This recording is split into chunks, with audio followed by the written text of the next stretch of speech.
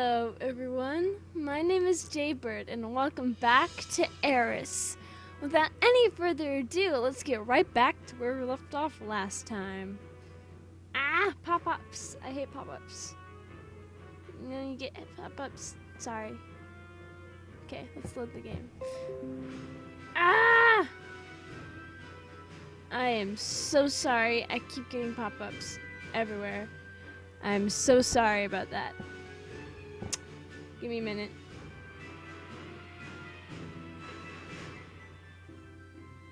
Alright. Ah! Another one. Seriously. Okay, I should be good now. Okay, fine. Let's finally start this shit. Jesus Christ, I'm sorry. Lifting up my arm, I playfully block Ever from reaching for her drink. Hey, what do you think you're doing? We just came back from hours of endless, exhausting discussions, you know? I think we deserve to drink as quickly and for as long as possible, and it's cruel of you to try to stop me. Wait! There's a question I absolutely need to ask you right now. She hops off her stool and waddles out with a huff. I briefly considered stopping her, but decide better of it. Right now I want an answer from Ever, and I won't let anything distract either of us until I get it. Or not right now, per se, but before you're drunk. I need you to be clear-headed and honest, and something tells me that if I let you drink first, you're going to give me the answer I want for exactly the wrong reasons. Teddy grumbles from besides me, perhaps instinctively realizing what's about to come next. I'm going to go out. Oof, God, what the fuck was that? Voice crack. I'm going to go out for a breather. I like you guys nearly enough to be treated as a third wheel. With an amused grin, Ever lifts up her brows. What's the matter? I bite my tongue as I consider how to phrase my question. Elia, your face is so red. The person you mentioned before in front of our guildmates, who were you talking about? Ever's eyes brighten in recognition, and her palm flies to the front of her lips as she hides the gasp and freezes. A beat later, however, she grins sheepishly as if remembering my fumbling plea from earlier. Is this what you meant when you said to throw caution to the wind? She blinks rapidly, and from the way her eyes glisten whenever they're open, I momentarily wonder if she's crying, but no, that's impossible. Why would she be? Well, what exactly do you mean by your question? It'd help if you were more specific, God. I mentioned a lot of people during that little speech of ours. I talked about my family, my guildmates, myself.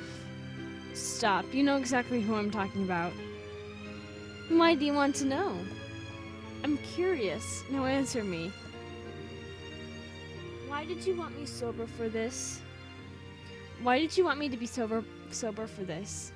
Because you'd have joked around about how I was your one true love if I allowed you to get drunk first, but you wouldn't have meant anything by it.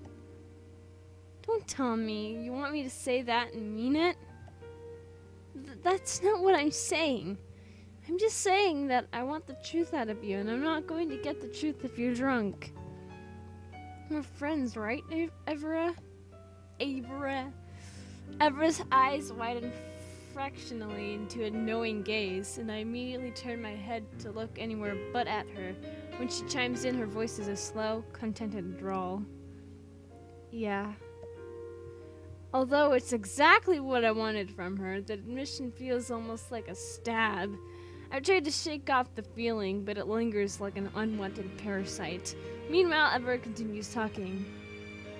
Yeah, we're friends. Gal pals, aren't we? I knit my brows at her strange phrasing, but decided it's no big deal and nod eagerly. Yeah, that's right. Gal pals. Exactly. Everett gives a strangled cough. And if I didn't know any better, I think she were trying to conceal a chortle. It's normal for friends to tell each other who they're crushing on, and it's pretty much a law that when someone loves another person, their friends are required to be told. Come on, Evra, answer the question. Please? Well, would it be cocky of me to suggest that you're asking me because you want me to say you're the one I love? I finally turned back towards her so I can glare daggers at her, only to realize that behind her hand, her face has flushed a deeper cherry red than I've ever seen anyone blush before. Even without my realizing, my lips curve up into the biggest grin at the sight. Is Evra a brave warrior from Earth with hardly a drop of vulnerability in her, really blushing? Briefly, I wonder if I have the wrong person and I'm speaking to the other Evra, the Aryan Evra, but no. To my pleasure, the confident and amused smirk on her face, despite her flush, is characteristic of exactly the Evra I want to talk to right now. He looks so thrilled. Evra tries to roll her eyes, but her lips are practically curved up beyond above past her ears, so it doesn't have half of the effect she intends. She reaches out and grabs her jug of beer with a hand not still blocking her face, and I duly realize my arms have gone limp. I've long gone limp as jelly by my sides. I told you, no, I don't want you drunk. Trust me, Aelia, I won't get drunk from one sip. I really, really want to bring up the name of literally anyone you hate to see that smug little grin fall off your face. What happened to being a knight who wanted to protect her princess? And you still haven't answered my question. She tilts her neck into a curt and high nod and lifts her jug in front of me. What kind of knight protects the princess from her own fantastic self? Cheers! Reluctantly, I tap my own jug of beer against hers with a clink, desperately waiting for her to finally respond with a proper answer. She takes a gulp in sighs and pleasure before turning back towards me. It's you. Of course it's you. How could it be anyone else? Relief fills my veins almost instantly. I'd grown hopeful as a result of her fumbling and blushing, but only now am I finally sure. You're serious? It's seriously me? The person you love? Evra nods with a chuckle and reaches out to brush away my stray hairs. Ah! I'm sorry. Aelia, of course it is. I'm in love with you. More than you understand. I've made it so obvious, and honestly, I'm shaken that you never figured it out. I did. There's a slight nervous tremor to her voice, which only makes me giddier.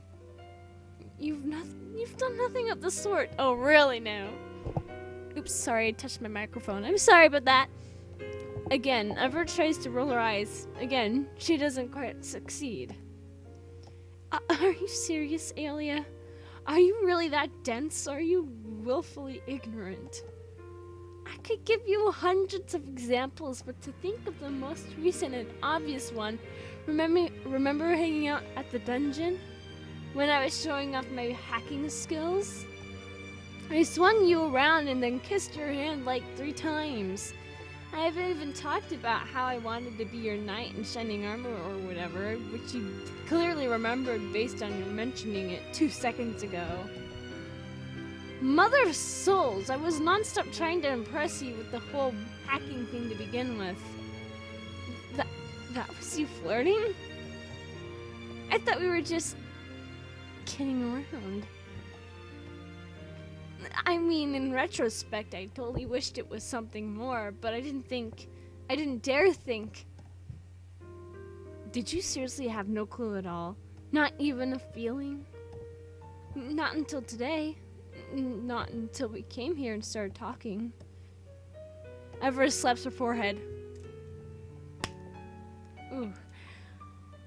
There you go. Nice sound effect, but she doesn't look all that displeased. Alia. Never change. Now that I've given you my answer, though, shouldn't you give me yours? My answer? To what? Did you want me to tell you it was you I loved? And if so, why? I mean, I can guess, considering all the blushing and stuttering you've been doing, but I'd like to hear the answer from your own lips. That's cruel. Isn't it crueler to have a girl pine after you for the rest of her life, forever ignorant about whether or not her feelings were ever reciprocated? That's ridiculous. It's true. Admit it, you feel the same way I do. At least a little tiny bit. I snort, then lean forward to kiss her on the lips. Oh, what? Oh, hell! Ooh, that escalated quickly.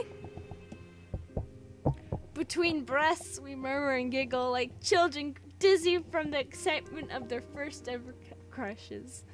I ship it so much! Ah! I'm sorry. A little. Understatement of the century, Evera. Ha! You're making it even harder for me to fail and disappoint you. I didn't think that was even possible. Don't disappoint me then. Easy as pie. Go away. Stop pulling me to you then. Never, Alia. Never. I love it. Ooh, nice. I fucking love it. I fucking love them. Ah, they're just so cute. Ah, I fucking love this. Ah. Oh. Oh my god, I fucking love it. I fucking love it.